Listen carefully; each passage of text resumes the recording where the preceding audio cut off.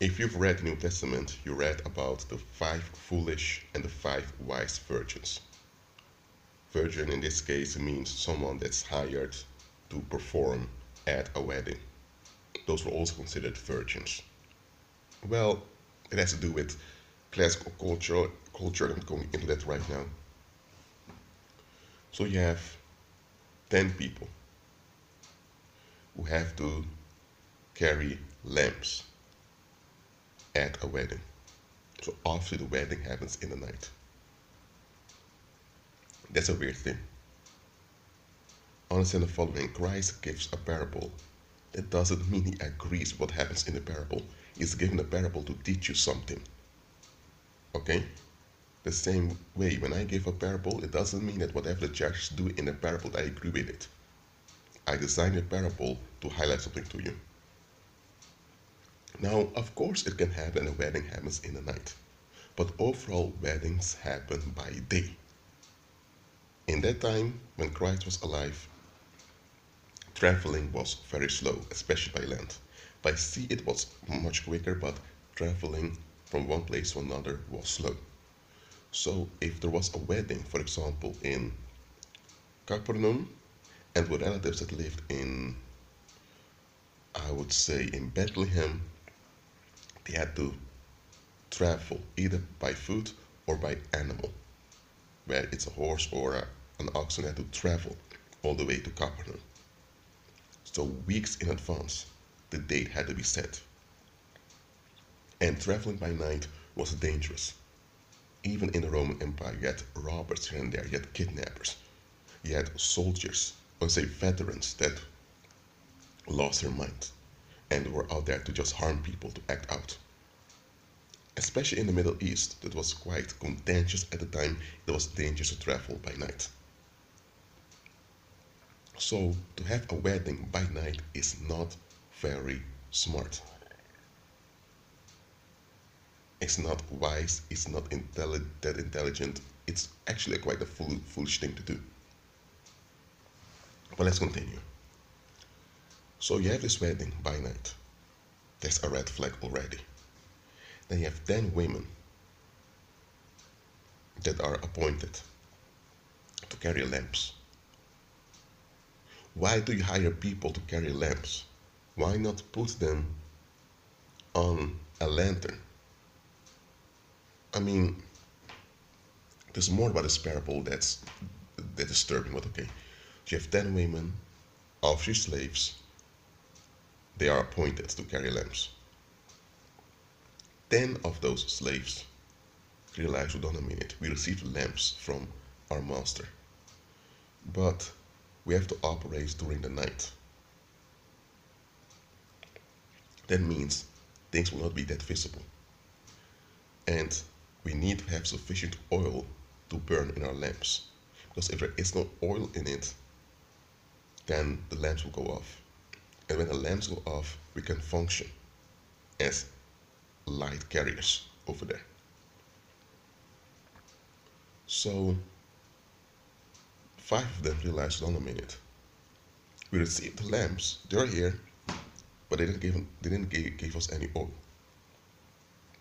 Another red flag. You receive a lamp but without the provision for it. Today, if you work at a corporation or you just have your job somewhere, if they give you an assignment, they must provide the provision. Any job or any employer that demands you to complete an assignment but they don't offer the provision, that goes against the law. And I wouldn't even recommend to stay at such a job because they're asking something from you that you can't provide. Well, they should be the one providing the tools needed to complete the job. Okay, let's continue. 5 of those women decide, you know what, we're going to purchase oil. They did. The other ones thought, you know what, we received these lamps from our master, so it's his responsibility whether there's oil in it or not. Why should we care about it? You want to be, though, let me say like this. In that time, you had those cults, those female cults that operated. You can call them witch cults if you want. The women in those cults were often hired to perform, either at weddings or at ceremonies. It wasn't always sexual performance, okay, but they had to perform. And in this case, Christ used this example because in the time that Christ walked the earth, such cults were often hired. When in this case, there was something wrong with the one that hires them. Now, the five that decided to buy olive oil, they realized that the situation didn't add up. But they also looked at the bigger picture. They thought, even though it's not our responsibility to make sure there's oil for the lamps, if we appear without sufficient oil, they'll blame us anyway. And once they blame us, they will act out against us. We can be right. We can be right about the situation as much as we want, but that won't change. That folks will look for a scapegoat when things go wrong. So we need to walk the extra mile to do the extra stuff to anticipate this situation. And they did. They purchased olive oil. The other five thought, why are you going out there purchasing olive oil? Hello? They're the ones that gave us these lamps, right? They're the ones that hired us. So why should we carry the burden of the provision? But when the moment came that the groom arrived and he had to perform, those five that wanted to be left alone, they were left alone. But now they had to perform and they didn't have enough oil. So now they wanted to get the relief from those that did purchase extra oil. But those that purchased extra oil told them, if we do this, we'll all be in trouble.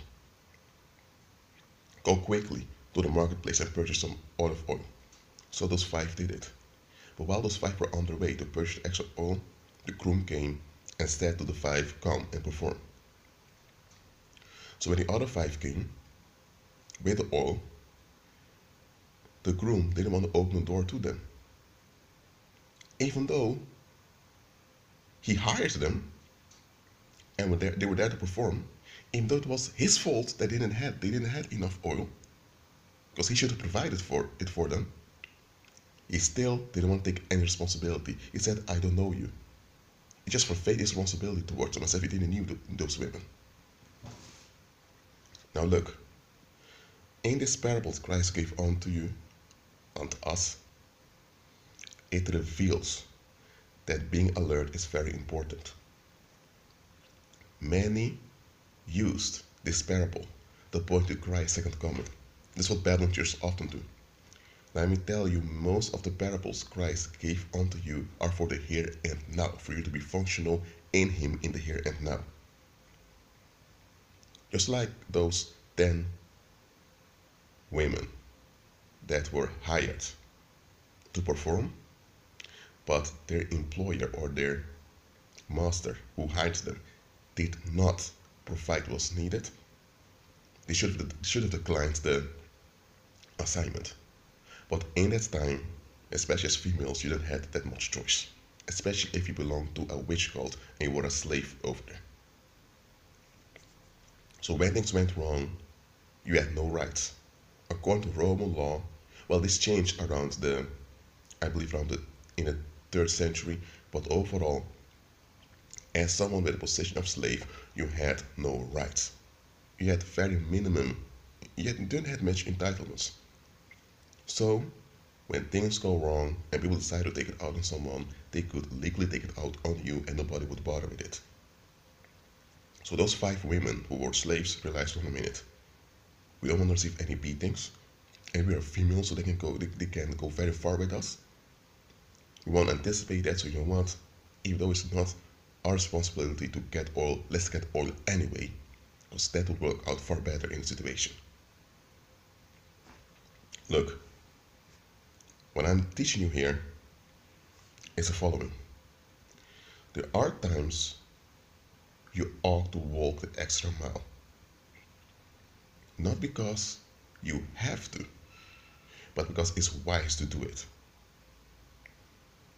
There are times you put up with certain things, not because you should put up with them, but because it's far better to put up with them, because resisting them would escalate the situation. Now, that does not mean that you surrender to what's going on and just enable it. You put up with it until you can exit the situation or there is a long term solution. And you strive. Not strive, no, strive is the wrong word. You aim at a long term solution. Look, in this world, people want to be left alone. Just like those 5 women in that parable want to be left alone. Those 5 women were foolish. You know why? They didn't look at the bigger picture. They thought, well, those employers or those people that hired us, they have a brain, they'll use their brain. They trusted on men and they were disappointed. And this shows you another thing. This parable has a lot in it, so I'm unpacking it for you. When you notice that the situation doesn't add up, if possible, get out as soon as possible.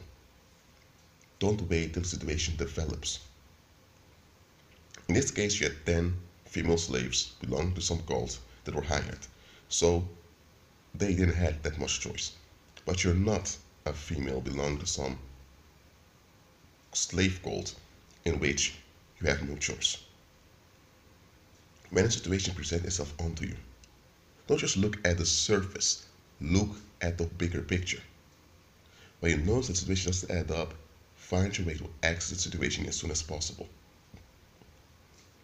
Christ had another parable. Well, it's a parable. He said, if you're with your adversary on the road, make sure you resolve matters as soon as possible. Unless your adversary goes to the judge, and the judge hands you over to the prison and you have to spend time in jail. Now, did Christ validate the Roman legal system over here? No. Understand the following here. When contention arrives, it comes in small doses, and after a while it becomes bigger and bigger. The wise thing to do is to recognize when contention comes and to use your energetic abilities in line with Christ to combat it. Because you are a spirit being, okay? And God wants you to use your energetic abilities in agreement with Christ, so that you are powered by the Holy Spirit, because you need the backup, and the Holy Spirit is your backup. Christ wants you to be active and alert. Too many of you, just like those 5 foolish virgins, you relied on your own understanding. But your own understanding got you in trouble. Those 5 wise virgins, I'll say 5 wise women, they looked at the bigger picture. They realized we need to anticipate this, because this is going to escalate. And when it escalates, someone's going to get hurt. Now, those 5 women did what they could according to their ability in that parable. For you, I'm telling you to be alert and to look beyond. Christ was very practical. Christ did not tell you to become a doormat by resisting evil. Because when you resist evil on your own terms, you become affected by evil. Christ did not tell you to make yourself completely vulnerable so that predators can just devour you. Christ did not say that. Christ told you to look at situations carefully. That means look at the bigger picture, to examine things. And in this case, the oil was missing in the parable that Christ gave. In your circumstances, what is missing? Look, I'm not telling you to have a critical eye and always look for the bad in people and look for what's wrong. Because if you have this critical negative mindset, you'll find bad stuff everywhere, even things that don't even exist. I'm telling you to examine situations carefully. The vital ingredients that should be there. If they're not there, As you notice it, question what's going on. You don't have to be like those 10 female slaves in that parable. They have to cope with the situation. Once you see something doesn't add up, exit the situation. Be at peace.